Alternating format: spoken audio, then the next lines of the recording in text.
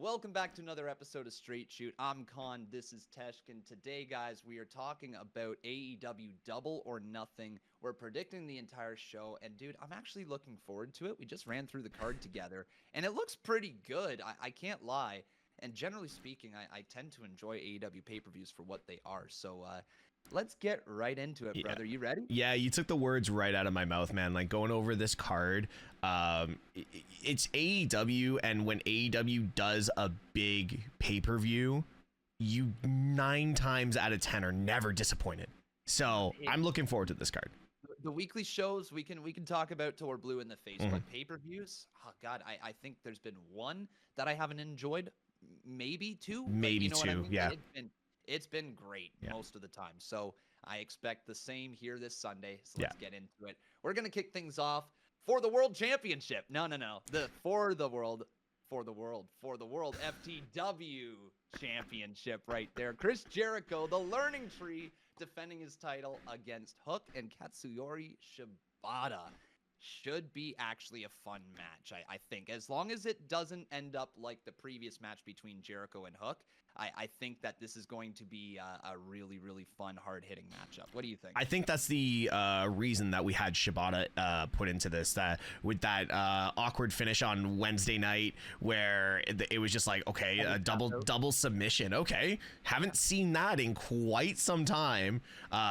So I'm looking forward to it. I think Chris Jericho has held that title. I think he's the longest He's the longest for the world. For the world championship. So I'm gonna go with Chris Jericho retaining. Normally, I have the Learning Tree as well, brother. I think he's doing great work. I don't know how he continues to reinvent himself. Like it's truly magical. Just when you think he's run out of ideas, he comes out here saying, Hi guys. You know, I wanted to get on camera, so I had to come out here and get more camera time. Like, I love it. I love his work with Shivani at the desk as well. Like, he's been really working well on that. Here's my thing with Chris Jericho. I despise every character he does when he's doing it. But then I'll go back a couple of years later and realize how good it actually was. Like the friendship, the best friends with Kevin Owens. Kevin Owens and him, yeah. I hated that storyline. You just made the list. Yeah, I didn't like it. I didn't understand why it was so over. Now I go back and I'm like, man, this is such good television. This is such good TV. Yeah. Yeah. It's just amazing to see Jericho continue to reinvent himself, and like he took himself out of a place where, you know, people were turning on him, and like he was getting go away heat for a while there, and that's not something you want to see for a legend, right? He's been amazing in his entire career, and so, like, you know, to see that happen kind of sucked for a bit, but now he's leaned into it, and he's got this whole new character now. So yeah, keep running with the For the World champion Chris Jericho. Let's get into another match, though, a pretty heated rivalry at this point. The Battle of Best Friends, Orange Cassidy, and while we're doing this, I'm going to throw on my my Orange Cassidy sunglasses right here. We got OC versus Trent with a question mark, Trent Beretta. This match, you know, I think is going to be actually a lot of fun. I think Trent and OC have chemistry in the ring right there. You can keep smiling all the way. It's bugging me how much you actually look kind of like Orange Cassidy. Oh my God. Hey, what's going on? This match is going to cook. I think it's straight up going to cook. Yeah. I don't know who's going to win, though, because like I feel Trent needs it more than Orange Cassidy, but at the same time, Orange Cassidy shouldn't really be losing to Trent. It's a weird spot to be in. So they're probably going to go just with the popular babyface and Orange Cassidy with the dub, but like, what do you think? I'm going with the opposite side of things. We saw the run-in from the Undisputed Kingdom this past week, and I think somehow the Undisputed Kingdom does get involved again to help with this match. So I'm going to go with Undisputed Kingdom and Trent Beretta coming up with the W in this match. If it was for something besides just like the best friends rivalry, if it was for something, I could see Orange Cassidy picking up a title. But I just think this is where Trent Beretta can shine on Double or Nothing, and Orange Cassidy doesn't really need the win to establish himself, but Trent Beretta has been kind of that shadow. So it gives me Shawn Michaels, Marty Jannetty vibes, where Marty Jannetty needed it more, but they kept always giving it to Shawn. So that's a fair point. I'm going to go with Trent Beretta.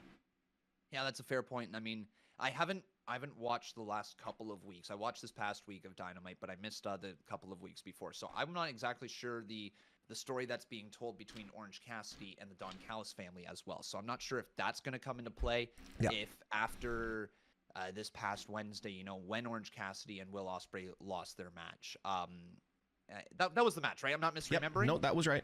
Okay. All right. Good. As soon as I said, I'm like, hang on, am I wrong here? But no, we're good. That match right there, when he lost, I wonder, okay, is something coming to play here with the Don Callis family and Orange Cassidy at Double or Nothing? Yeah. Does Don Callis screw over Orange Cassidy or accidentally interject himself into the match, costing Orange Cassidy? You know, something like that. But it could also be Undisputed Kingdom. So regardless, one of the two are winning. There you go. So I'm going to go Orange Cassidy just because I got the glasses. All right. Yeah. All right, next up, we got the Eliminator match between Jon Moxley and Konosuke Takeshita. It's the Eliminator match. If Takeshita wins, he gets an opportunity at the IWGP Heavyweight Championship, regardless if Moxley is champion or not. And that's a key point. That is a key point. Mm-hmm. So, with this being a non-title match, with it being a pay-per-view, and it being Jon Moxley, I think Moxley can afford to lose this one. Are you going? I'm going to Takeshita beating Jon Moxley at Double or Nothing because I think Japan is looking for their next star over there, and Takeshita has been vocal about not being too happy in AEW. I think this is the bridge that they're looking to build between Japan, New Japan Pro Wrestling, and AEW once again, and loan Takeshita out to New Japan to have a strong run as the IWGP Heavyweight Champion. Very interesting look at it, and I like the educated look on that. But I'm just gonna go with it's Jon Moxley. It's it's one of AEW's biggest pay-per-views. Jon Moxley doesn't lose. He bleeds. He bleeds, but he doesn't lose. How long does it take for him to bleed? Under or over 5 minutes? I'm gonna go over. I was going with 8. I was gonna do an over under of 8. I'm gonna say 8 minutes. 8 minutes. All right. Yeah. I'm gonna go under. Guys, in the comments, let us know. Over under. Yeah. All right. So there you go. So you got Mox. I got Takeshita. We got some different answers. See that. Then we have ourselves a new matchup that was just announced this past Wednesday. The Unified World Trios Championship match between the Gun Club, Jay White, Austin Gunn, and Colton Gunn versus the returning Death Triangle of Pac, Penta, El Zero Miedo, and Rey Fenix. It's good to see Rey back. I know he was having some visa issues that he wasn't able to wrestle in North America, so really good to see him. I actually think he's my favorite of that trio. When I watch them go, I love watching Rey Fenix just flip around that ring. See, I'm a Penta guy. I'm a Penta guy. You're a Penta guy? And I love evil Penta, like just like all red, like love Penta. Did you see him in Lucha Underground? Yes, I did. And with that being said, I'll jump ahead on this one. I think we've had our run with Bullet Club Gold. I really think bang, bang. And I think we need a little bit of separation for Jay White because I'm looking at Swerve right now, and Swerve is kind of running out of competitors already for the main event, and I think Jay White deserves to be in that main event conversation, especially with them pulling Jon Moxley into like the Japan side of things. So I think there needs to be someone there. So I think right now this is the perfect time to pull the trios titles off of Bullet Club Gold, find that little slight 3 to 4 week story of separation between Jay White and the Gun Club, and then get Jay White focused, or even have the Gun Club help Jay White get into a feud with Swerve. So I'm saying it's gonna be Death Triangle, Penta, Rey Fenix, and Pac. I think that's a pretty safe pick, honestly. You know, Death Triangle, I don't think they have any plans to move any of them up in singles competition right now, but they definitely have the ability to run with the Guns as a tag team and Jay White as a solo star. I think using them in the trios division was fun for a little bit, but you're right. It's time to move back over to Death Triangle as the trios champs, just because when I think of the trios matches, I think of high octane, high flying, lots of chaos, Yes. just energetic the entire way through. And that's exactly what Death Triangle brings to the table. Mm-hmm. And I think Death Triangle could help elevate some of those other 3-person teams that exist within AEW. And there's quite a few if you think about it. There is, as opposed to the Gun Club, which I feel like they're trying to elevate themselves right now. Yeah. You know what I mean? They're trying to reach that next level. Jay White's still trying to find his footing in AEW. The Guns are relatively new to the business as a whole, and so they're trying to get their footing in it. So yeah, I think this could be a good opportunity to try them back in the spots that they really thrive in the tag division and the singles division, and then let Death Triangle roll through the trios division. So yeah, we both have Death Triangle, correct? Both have Death Triangle, yeah. Cool. Let's go to Timeless Tony versus Serena Deeb for the AEW World Women's Championship. And I just got to talk here very briefly. I saw this photo on social media of a bunch of AEW. You jumped ahead of me. I was going to do this. From you. I love it. A bunch of ladies from AEW there, all taking a photo at poolside. And everybody was in color except for Toni Storm. She was still black and white, and I think that is such an amazing commitment to the character. I think Toni Storm is doing some of the best work we've ever seen her do. There's only one thing I want to say. Get Mariah May away from Toni Storm and let this woman cook like she can. That's all I want to say. But Toni... Slow burn. Toni... It's the moment that it comes when either Toni turns on Mariah or Mariah turns on Toni is going to be worth every second. Oh, absolutely. Absolutely. But for this match, it is nothing towards Serena Deeb because she did come back from a long history of medical issues. But Serena Deeb in the ring, hands down, is top draw. She is so good. She helped train some of the WWE's elite. She's helped train a lot of AEW's elite.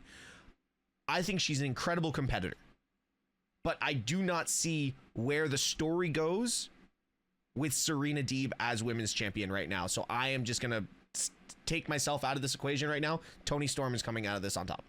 Dude, I don't think we have to think too hard about it. It's Toni Storm. We're going to get a great wrestling match. I think we do get some development with the Toni Storm character after the match. Something with Mariah maybe happens during... I think there's more to it. I don't think this is just about the match between Serena and Toni. I think that's the match they're advertising, and something else is going to happen that will get us interested in the next 3 months of story. Do we have any female free agents right now? Like a Nikki Garcia? I don't know. I'm not actually familiar enough at the moment. Like you could. Do you really want the Bella? No, I don't. But I'm just saying, like, is there any other female free agents that could make a debut and shock Toni Storm?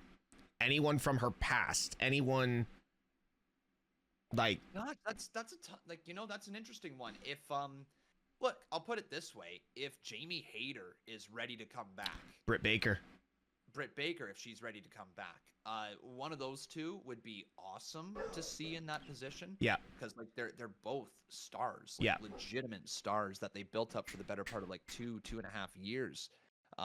Obviously Jamie Hayter's injury was so unfortunate, and I hope she's doing all right, and hopefully she comes back sooner rather than later because she's sorely missed right now. But yeah, I don't know, that could be good seeing, like, if Britt Baker came back, that would be a big moment. It's a huge pop. Yeah, it's a huge pop. Right. Where are they? Where are they? Do you know? I don't know where Britt's at right now. Oh no, I meant for this event. They are in Nevada. They're in Vegas. Okay. Yes. All right. So we both got Toni Storm. Both got Toni Storm with a surprise. Let's go to the International Championship here, and I'm so excited for this match. Okay. Roderick Strong versus Will Ospreay, the continuation of pay-per-view matches for William since coming to AEW. I'm thrilled. I'm so excited, and I can't wait to see Will win his first championship in AEW. Listen, bruv. I am telling you right now, I do have a bruv hat coming. It's coming. I already got it. No, 100% Will Ospreay. This match is going to cook. I'm going to say 11 to 15 minutes of just, like you said, high octane when it comes to the trios. This is going to be high octane because Roddy can do both. He can be technical.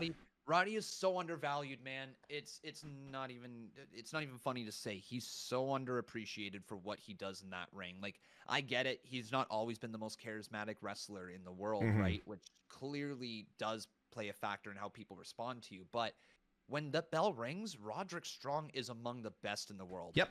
He's so smooth, so crisp at everything he does, and like one of the safest workers too for how hard he hits. Yes. I can't say enough good things about Roddy, and this match is straight up going to cook. But it's time for Will to have a title in AEW. Yeah, and that pop is going to go off when he holds up that title because it's well deserved, and it's something he's deserved a big North American title for a very long time, and I think this is the perfect way to start it.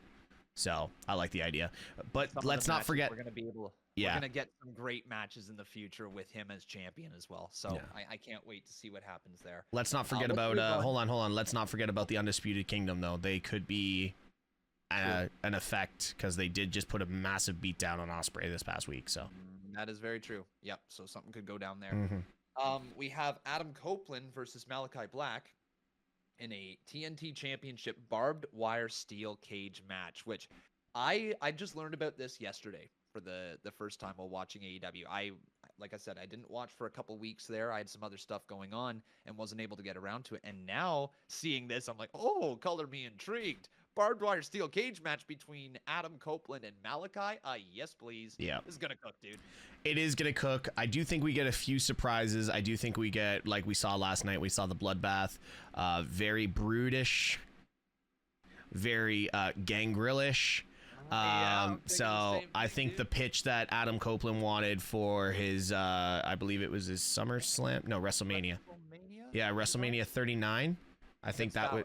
Yeah, I think he wanted that entrance with Gangrel, and WWE said no. But AEW has extended to Gangrel many times, so I think this is the perfect time to utilize it. So I do think we get an entrance with Gangrel and a very brutish entrance. But this just seeing like an AEW version of that theme song, okay? The Brood theme as they rise up through the fire. Yeah.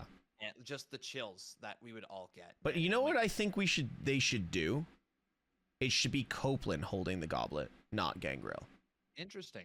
I think they should just say like you're still going, like you're carrying this, or Gangrel pass it to him. Yeah. Oh, you know what I mean? Just saying, hey, like you've still been able to carry this. So I think there's something there. But two very dark entities going into a very dark and dangerous match. I am a massive Malachi Black fan. I am a massive fan of the House of Black, and I think they pull out every trick in the book. I think we see, because we don't have Julia Hart on this card, I think we get the Mist from Julia Hart. I think we get Brody King. I think we get Buddy Matthews. I think we get everything that the House of Black can bring and conjure up. And I still think we get Adam Copeland somehow walking out of this alive and as the champion. I think it's a bloody massacre of a match. I think we are going to see Malachi ripped to shreds. I think we're going to see Brody ripped to shreds. I think we're going to see Julia take a nasty bump at some point. Like, I think it's going to feel like it's 4-on-1, and then slowly but surely it's going to be 3-on-1, then 2-on-1, and then finally Edge will overcome the odds. Or Adam Copeland, sorry, will overcome the odds right there. I have him winning too. I think he's doing great stuff as TNT champion. Yep. Like you said, when he left WWE, he has more he wants to do in this business, and we are seeing what he wants to do. He wants to elevate younger talent, but I don't think he can continue to elevate younger talent without being in the TNT championship position right now. Okay. So I think that's the best place for him, and I think you got to keep the title on. Another thing for this match, because it is Double or Nothing, it's one of their biggest PLEs. Being that Julia Hart could be involved, could we see a surprise appearance from Beth Phoenix? Maybe. That would be interesting. It's impossible. She is the one, I'm pretty sure, who says "You think you know me." She is. Yeah. So you never know. All right. Let's go over here to Willow Nightingale versus the debuting Mercedes Moné. Didn't she debut like 6 weeks ago? Sorry. It feels like she's been around for forever, but no, this is her first match here, brother. Triple main event, Willow Nightingale, Mercedes Moné TBS Championship. Love that this is being positioned as a triple main event, though, alongside of Anarchy in the Arena and a world title match. Yeah. That goes to show how valued Mercedes is right now and how valued Willow is right now in the story that they put behind it. It's a big deal of a match. Willow's losing. I think there's more to... I hate to say it for her because she's doing such great work, but Mercedes isn't losing in her first match in AEW. No. She's winning the title. I don't think even like a screwy finish helps Mercedes in any way. Yeah. It takes all the shine off her character. So yeah, I got Mercedes winning this thing outright. I go back to what we talked about with Serena Deeb and Toni Storm. There's more to this. There is more to this. And actually, you know what makes me think the Jamie Hayter thing makes a hell of a lot more sense for this match. Mm-hmm. And I think the Britt Baker thing makes more sense for Toni Storm, even though the dream match there is Mercedes versus Britt Baker. I would take that in a heartbeat.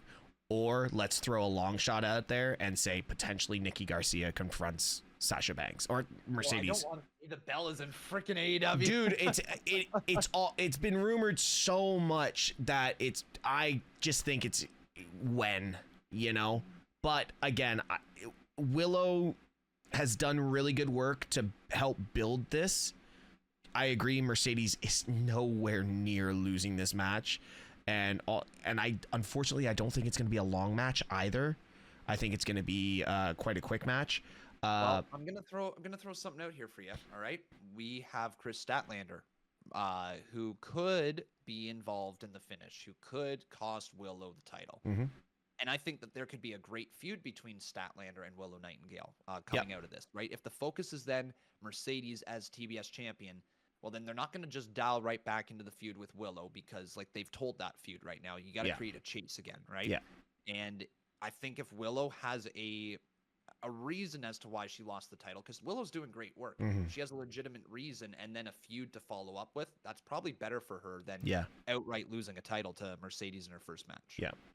Oh, well, I guess we will see, but I think this is going to be one of those, being a triple main event, I think this is going to be like Anarchy in the Arena. I think this is going to be overbooked, and it's going to be very entertaining. I think it's going to be hella entertaining. But speaking of Anarchy in the Arena, we have Kazuchika Okada, Matthew Jackson, Nicholas Jackson, and Jack Perry, the Elite, versus Team AEW, Bryan Danielson, Darby Allin, Dax Harwood, and Cash Wheeler. Anarchy in the Arena has been nothing but, well, anarchy every time we have seen it. And it's been fun. You know, it's sports entertainment to the nine mixed with hardcore wrestling. Yeah. And like, you know, for 15, 20 minutes, however long it goes on for, it's going to be entertaining.